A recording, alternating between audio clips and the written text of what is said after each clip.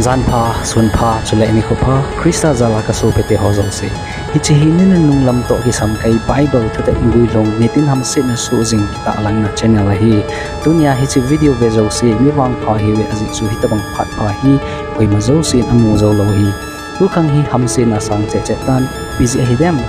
masang chun hamsetna hian ka le to jong le news ho vela han ki za jing lai chu anom tunwa iko mo ong thum tan yem tam in thina man na ti su ka na genthei hesoh na nei pataw ahin la ran thil su ho iwet ting ei ho chunga su sa nga kho zo zo asu jing leiset chung alam dang mo mong ta mi ching mi them hon jo thil su ha kon hin leiset ki chei ding amu thei gaw pi athum na ong don nuclear war hin tin iti akhin so thei ding tin abui tawe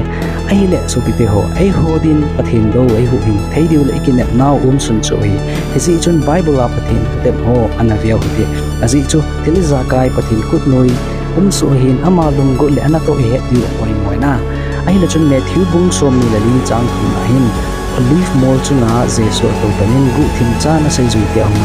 itabang thil si ho chu iti hung lunga lhung ke ti phat le basic sei din chu ipya kimel chi din ham dina dongui gal ti sat ho sa le gal ti sat ki thang na za diu hi-jongle ki chei hi un hitabang ho hi su te ding ama wa nga chei na hilo lai ding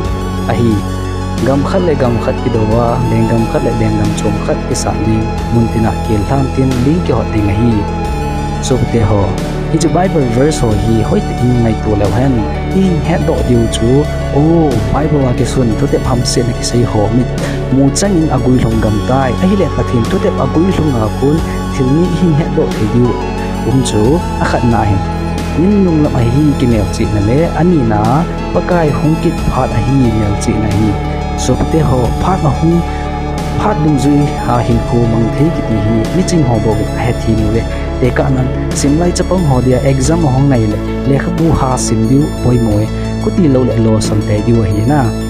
na to mi dinga zong a phat cha mu chi atu lo leo aga lo lo diu hi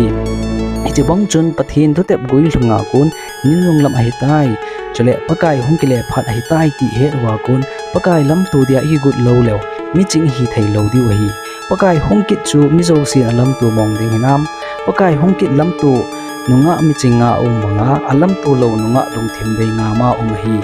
pakai jesu na season aki ko tampi ahin lando ron cha hi ati ahi le tunia ahin jing pathin thu sanga amang thai thil ta salam in chen lo chen sumla pai nei le go min than ho inai lu zo le pathinin alhan do la izam men du nam jekaria bung som la thum chang ge nai pakai jin sa jin gam sum pia hi ko kuma ko ni ki sumang di mang tha diu ok khat se ho ai na ki hoi do diu ji hop thum la a hop ni ki sumang di a hi le hop khat la a chu i zaw di nam chu te ho bible to te ka bui thong dang kai pakai lam tu jang di go diu poi mo pi ni ta patinin ai mo ho lung nei u le ta sam dang sia na ai tu mong ding nam bible to te mo le pathin tu se ya ko nei hon lam tu ding dan tu ta i khoi lo le nga mi chinga ho ta bang hi zo lo di hi kum sang ma sangin Israel te holam kai le farasi hon pathin thu gel ta in heo am hon ata sang lung zu in le saya lam tu ta sangin ado dal zo pathin phat thei chan ta sangin gaw sat na zo chan we tun hamse na zong ne tin na sang che che tan a ching na them a ho awai nu naw chapang le holam kai thum no mi tam pi hin khu a beijing tai denomination choma kon le doctrine choma kon he jong law han pathin tu ta ai het lo wa inei no leo asagu kiwa tabang hi di wa hi pathin tu ta izil na dinga phat ki jan pat hi ki cho diu phat chu hong lung tai azi chu hamsit na nin pa tin leo ithi diu ham I hin diu ham bo gi bui pi diu he tai na in zil du topic ho chu akhan na koi tabang christian ho chu wan gam lu thei ding ham ni na pakai jesu nei hlat do naw hi kum sang ni ram wal ta I bola ni na I chon sit jing na lai u a hi dem athum chan na hi chi chon sit na ho hi hoya kun hu hi pan ham ali na hi chi chon sit na ho kun I thien thei diu ham anga na pakai hung kit na ding to tep lam pi ni bu thima gu cha bonga hong ding dan le thang nga hong na ding dan agum na mihim cha pa ipi ki sei na ham asagi na pakai hung kit ting vice version ho banga chu ipiti in alam tu thei diu ham I krista ta le krista hem ipiti I het khan thei diu ham yo khom na hin la pung sigi makhaya pat pung ko makhai sum hidingahin WhatsApp group voice call hidingahin English le ai pawazon om nahi thuta khunong zo sile hamsetnahoa kon pathin mihu hin na changom zo si anuya description le comment a linga kon hin join theu hi kihon ki mancha dang ka hin sei video kini ki het tu dio hi ka hin sei bi nom chu hi le hi chi channel hi nitin hamsetna le pathin thu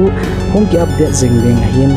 achoni sa ole subscribe patin iloi pa in sumni ingai lu cha cha hozong ana share dana